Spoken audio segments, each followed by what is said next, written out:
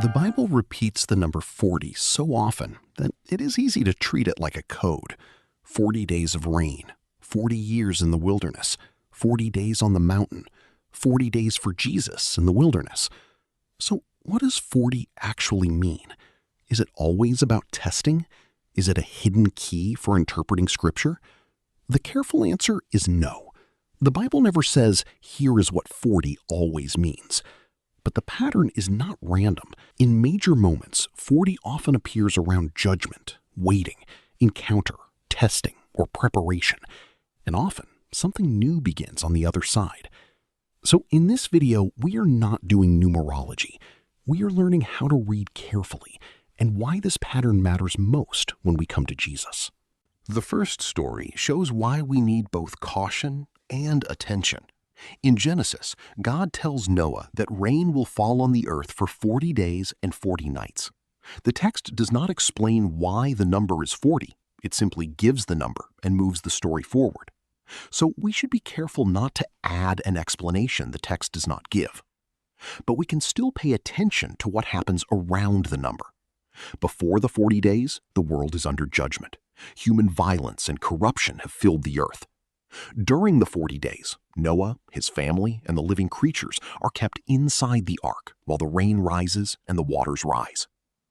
And after the 40 days, the story is not instantly over. The waters still remain. Noah still waits. The ark rests upon the waters until the renewed world slowly comes into view.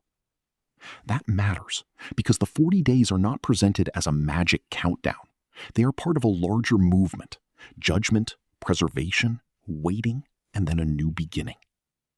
Already in Genesis, 40 is connected with a complete and serious season before the world that follows is not the same as the world before.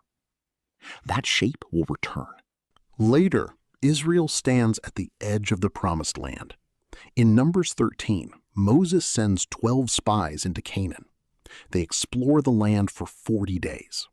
When they return, they agree that the land is good, but most of them are afraid of the people living there.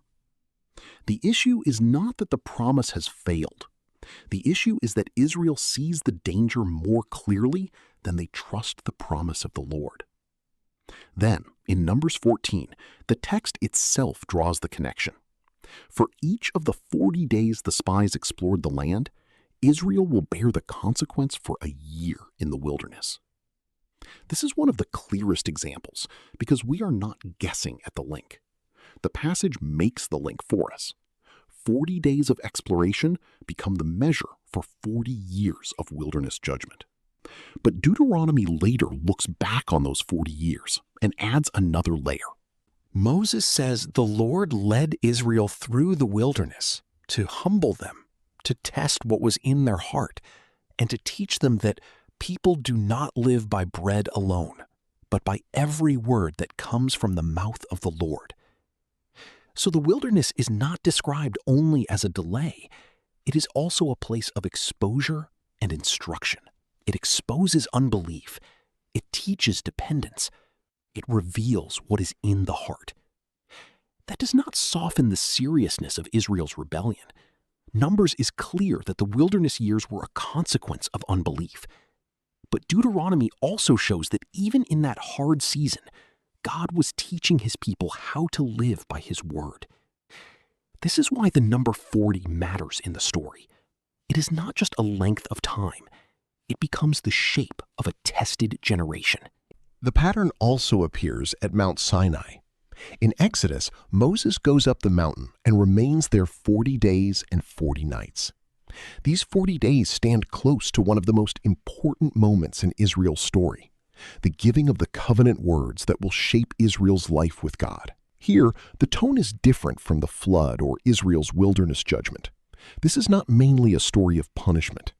It is a story of encounter, covenant, and formation. Scripture also connects Moses with repeated 40-day periods, including intercession after Israel's sin. So we should not reduce Moses' 40 days to only one simple idea. Still, the larger shape is clear. A marked period of time stands near a major turning point. Israel is being formed as a covenant people. Their life is being ordered around the word of the Lord. Their sin is exposed, but God's covenant mercy is also displayed. So 40 is not flat. It does not mean the exact same thing in every passage. Sometimes it stands near judgment, sometimes near testing, sometimes near covenant formation, encounter, and intercession. The stories are different, but again, the number appears around a serious season before a new stage in the biblical story. Centuries later, the pattern appears again in the life of Elijah. In 1 Kings 19, Elijah has just confronted the prophets of Baal on Mount Carmel. But almost immediately afterward, he is running from Queen Jezebel. He is afraid, exhausted, and ready to give up. The Lord does not first answer him with a lecture. An angel gives him food. Elijah sleeps, eats, and is strengthened for the road ahead. Then he travels 40 days and 40 nights to Horeb, the mountain of God. Horeb is closely linked with Sinai in the biblical story. It is the mountain associated with Moses and the covenant. So Elijah's journey brings him back, in a sense, to a place of deep memory in Israel's life with God. The text does not explicitly call Elijah's 40-day journey a test, so we should not force that label onto it. But the shape is familiar. A servant of God is in crisis. There is a wilderness journey. There is weakness, waiting, and return. Elijah receives a fresh word from the Lord and a renewed commission. Here, 40 is not a code. It is part of the narrative movement: exhaustion, provision, journey, encounter, and calling. Now, the pattern that has been building becomes especially important. Right after his baptism, Jesus is led by the Spirit into the wilderness. Matthew says he fasts 40 days and 40 nights. Luke says he eats nothing during those days. Mark gives the shorter version. Jesus is in the wilderness 40 days, being tempted by Satan. Then, after this wilderness testing, Jesus begins his public ministry. Many readers have noticed how strongly this story echoes Israel's wilderness story. Israel was tested in the wilderness for 40 years and repeatedly failed through grumbling, unbelief, and disobedience. Jesus is tested in the wilderness for 40 days and remains faithful. We should say this carefully. The Gospels do not add a note saying, this is exactly the same as Israel's 40 years. But the connection is hard to miss, especially because Jesus answers the tempter from Deuteronomy, the book that reflects on Israel's wilderness testing. The first temptation is about bread. Jesus is hungry, and the tempter tells him to turn stones into bread. Jesus answers, "Man shall not live by bread alone." That is not a random verse. It comes from the passage where Moses explains what Israel was supposed to learn in the wilderness. Israel was taught to depend on God's word. Jesus actually does it. The other temptations also offer shortcuts: power without suffering, protection on demand, trust turned into spectacle. Each time, Jesus refuses to use his sonship for self-serving ends. Each time, he answers with Scripture. So when we read Jesus' 40 days, we are not just seeing another difficult season. We are seeing the faithful Son stand where Israel failed. This matters theologically. The point is not that we save ourselves by passing our own wilderness tests. The New Testament does not present obedience as a ladder we climb to earn salvation. The point is that Jesus is faithful where God's people were not. Before he teaches, heals, calls disciples, and goes to the cross, he enters the wilderness and refuses every shortcut. If 40 often appears around testing or preparation before something new begins, then in Jesus, that pattern becomes especially clear. The wilderness is not a detour from his mission.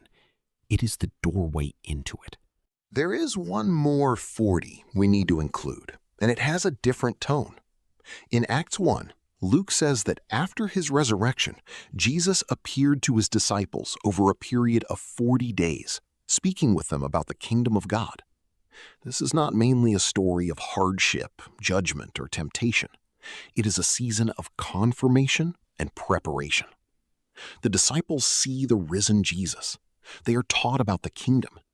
Their understanding is still incomplete, but they are being prepared for what will come next. Soon, Jesus will ascend. Soon, the Spirit will be given at Pentecost. Soon, the witness of the apostles will move outward from Jerusalem. So this 40-day period widens the pattern. 40 is not only connected to wilderness testing or judgment, it can also mark a complete season of preparation before a new movement of God begins. Now we can answer the opening question more carefully.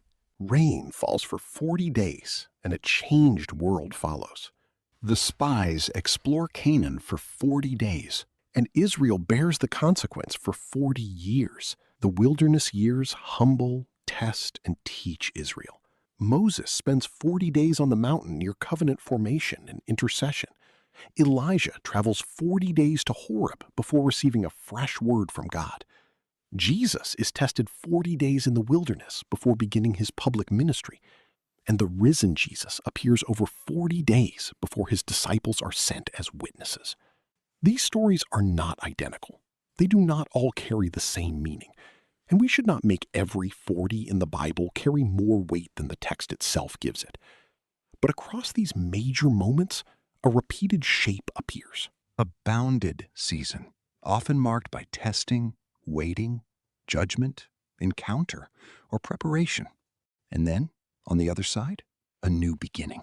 That is the pattern. Not a formula, not a prediction tool, not a secret key. The Bible does not invite us to calculate our future from the number 40. It does not tell us that our own trials will last 40 days, 40 months, or 40 years. And it does not give us permission to turn every number in Scripture into a hidden message. A faithful reading is more humble than that. We pay attention to the number, but we pay even closer attention to the story around it. So, what should we actually take from this? First, in Scripture, waiting is often not wasted time. In these stories, the waiting season is doing something. It exposes, it prepares, it humbles, it teaches, it creates space before the next stage of God's work. Second, testing in the Bible is not the same thing in every story. For Israel, the wilderness exposed unbelief and carried real consequences. For Moses, the 40 days on the mountain stand near covenant formation and intercession. For Elijah, the journey comes in a moment of exhaustion and leads to renewed calling. For Jesus, the wilderness reveals perfect faithfulness. So we should not flatten every story into one lesson.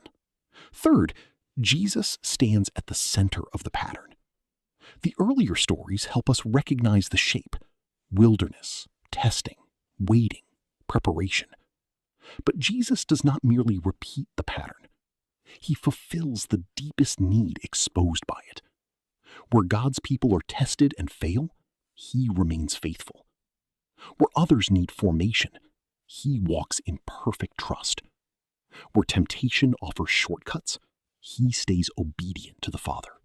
And that keeps this from becoming a motivational lesson about surviving hard seasons.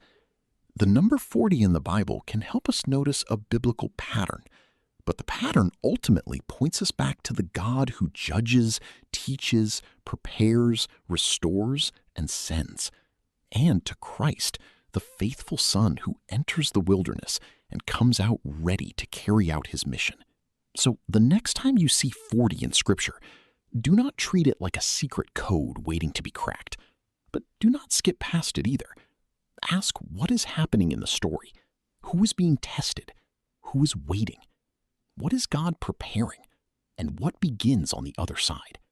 If this helped you read the Bible more carefully, you might take one of these passages this week, Deuteronomy 8, Matthew 4, or Acts 1, and read it slowly, in context.